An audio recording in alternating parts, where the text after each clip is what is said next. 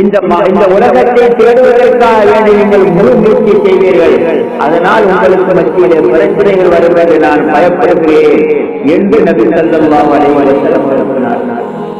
அந்த உரை ஆற்றியதற்கு பிறகு ஒரு நாள் ஸல்லல்லாஹு அலைஹி வஸல்லம் அவர்கள் ஜன்னத்துல் பக்கீர் என்ற இடத்திற்கு சென்றார்கள். ஜன்னத்துல் பக்கீர் என்றால் சுவனத்தின் பூஞ்சோல். அங்குதான் மதீனாவில் வாழ்ந்த அருமை சஹாபாக்கள் வஃபாத்தானால் அடக்கப்பட்டார்கள். அது இன்றைக்கும் இருக்கிறது. ஜன்னத்துல் பக்கீர் என்று சொல்லப்படும். திடீரென ஸல்லல்லாஹு அலைஹி வஸல்லம் அவர்கள் ஒரு நடு இரவிலே அந்த ஜன்னத்துல் பக்கீருக்கு சென்றார்கள். இதெல்லாம் அவர்கள் வஃபாத்தாக போகிறார்கள் என்பதற்கு சில அடையாளங்கள். அங்கு சென்று அந்த மன்னரை வாக்குகளை பார்த்து சொன்னார்கள், அஸ்ஸலாமு அலைக்கும் யா அஹ்லல் மகாபிர்.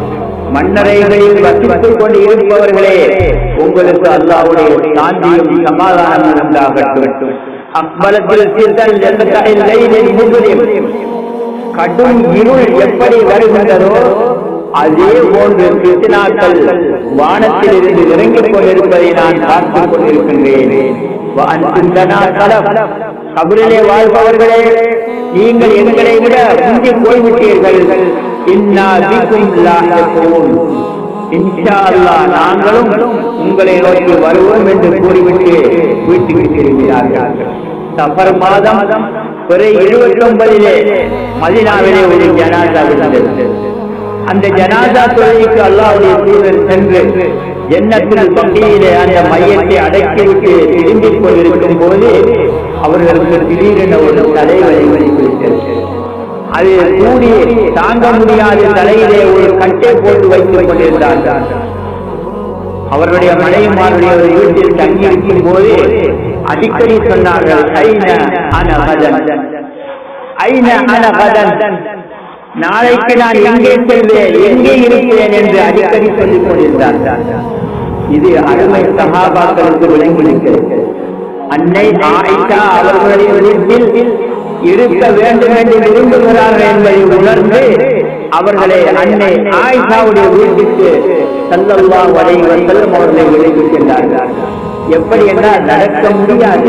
நபி அவர்கள் ஃபதுல் இப்னு அப்பாஸ், அலி இப்னு அபீ தாலிப் அவர்களை பிடித்து தங்களுடைய தோளில் அவருடைய கையை பிடிக்க வைத்து அன்னை ஆயிஷாவுடைய வீட்டுக்கு எடுத்துச் சென்றார்கள்.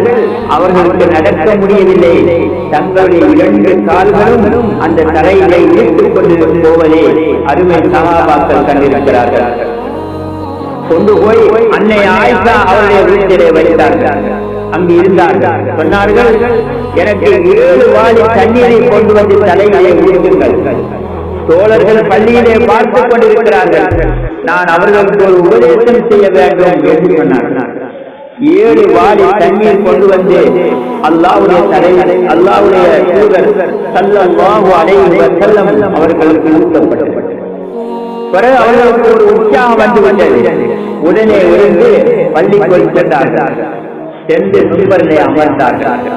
சொன்னார்கள், அது ஆகிர மஜ்லிஸிஹி ஸல்லல்லாஹு அலைஹி வஸல்லம், அல்லாஹ்வுடைய தூதர் இறுதியாக உட்கார்ந்தல் தான்.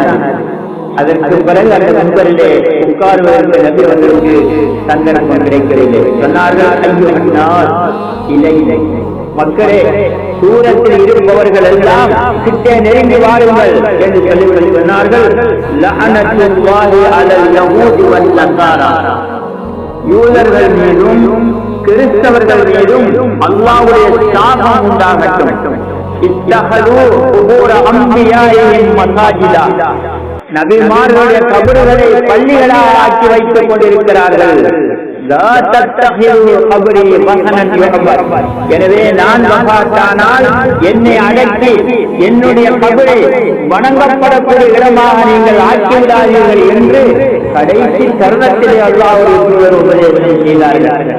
ஆனால் இந்த பிரிவுகள் அவருடைய உபதேசத்தை தூக்கி எறிந்துவிட்டு இன்றைக்கும் சென்று பாருங்கள், மதீனாவில் அல்லாஹ்வுடைய தூதருடைய கபருக்கு மேல் யூதர்கள் கிறிஸ்தவர்கள் எப்படி நபிமார்களுக்கு கட்டினார்களோ அதே போன்று அவர்கள் கட்டி வைத்து வணங்கிக் கொண்டிருப்பதை நாங்கள் பார்க்கின்றோம். மக்கள் அங்கு செல்பவர்கள் ஹஜ் உம்ராக்கு அல்லாஹ்வுடைய தூதரை வணங்குகிறார்கள். அதனுடைய விவரம் இந்த இடத்தில் செல்வதற்கு இடம் கொடுத்தார். இப்படி சொன்னார், அல்லாஹ் சபிப்பானார். எனவே என்னுடைய மண்ணறையை மட்டும் நீங்கள் வணங்கக்கூடிய இடமாக நீங்கள் ஆக்கிவிடாதீர்கள் என்று சொன்னார்கள். சொன்னார்கள், மக்களே, அலா லா யமூத்து அஹதுன் மின்கும், உங்களில் யாரும் மரணிக்க கூடாது, இல்லா வஹுவ யுஹ்சினு ظن பில்லாஹ், அல்லாஹ்வுடைய முழுமையான நம்பிக்கை வைத்து நான் ஒரு முஸ்லிம், நான் இணை வைப்பதில்லை, நான் சிறுக்க வைப்பதில்லை, நான் விஜாத்தி செய்வதில்லை, நான் குஃப்ர் செய்வதில்லை, அல்லாஹ்வுடைய தூதர் ஏவிய பிரகாரம் இந்த சத்திய கூட்டத்திலே நான் இருக்கிறேன். எனவே என்னை அல்லாஹ் தஆலா நரகத்துக்கு அனுப்ப மாட்டான், என்னை சொர்க்கத்துக்கு அனுப்புவான் என்ற ஒரு முழுமையான நம்பிக்கையிலே நீங்கள் மரணியுங்கள் என்றார்.